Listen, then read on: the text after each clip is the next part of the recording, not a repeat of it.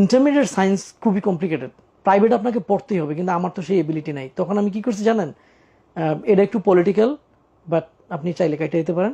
আমি হচ্ছে ছাত্র শিবিরের কিছু ভাই যারা আমার ভর্তির সময় হেল্প করছেন, গ্রাম থেকে স্টুডেন্টরা আসতে জেনারেলি একটু কমপ্লিকেশন হয়, তো ওনারা হেল্প করছেন ভর্তি হওয়ার জন্য, ফর্ম টর্ম জমা টমা দেওয়া এগুলা। ওনাদের কাছে গিয়ে আমি একজনের কাছে বলি যে ভাই আমার তো অবস্থা খুবই খারাপ, আমার যদি একটু কোনো স্যারকে বলে একটু প্রাইভেটটা ফ্রি করে দিতেন। এই ছাত্র শিবিরের ওই ভাইয়েরা কিন্তু এই কাজটা করছেন। হ্যাঁ, এই শিবিরের ভাইয়েরা কিন্তু এই কাজটা করছেন। আমি যদি বাংলাদেশের কোনো ছাত্র সংগঠন যদি আমি মনে প্রাণে সাপোর্ট করি, দিস ইজ বাংলাদেশ ইসলামী ছাত্র শিবির। আমি জামাত ইসলাম বা এগুলা নিয়ে আমার কোনো ওপিনিয়ন নেই, মানে আমি কি ঘৃণা করি না পছন্দ করি, I cannot agree or deny, কিন্তু শিবির মনে হয় যে বাংলাদেশের যত ছাত্র সংগঠন আছে তার চেয়ে সবচেয়ে বেটার ছাত্র সংগঠন। এবং আপনি কখনো অ্যাক্টিভলি করেন নাই শিবির? আমি অ্যাক্টিভলি কখনোই করি নাই, বাট এই উপকারটার জন্যই আপনি বলছেন? উপকারটার জন্য, এবং আরো স্টোরি আছে। জি, ওনারা কিন্তু আমার এই উপকারটা করেন, এবং কখনো কোনো ফ্রড আচরণ আমি কখনো পাই নাই, এটা ট্রু, অ্যাটলিস্ট শিবিরের কাছ থেকে।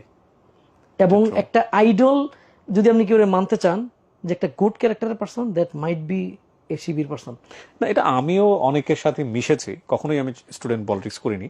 আমি ইউনিভার্সিটি লেভেলের অনেক সিনিয়র ভাই ব্রাদার যারা ইভেন যারা যখন মিশতাম তখন বুঝতাম না যে ওনারা শিবির করেন, যেহেতু আমাদের সময় ঢাকা ইউনিভার্সিটিতে এটা একদমই গোপন বিষয় ছিল।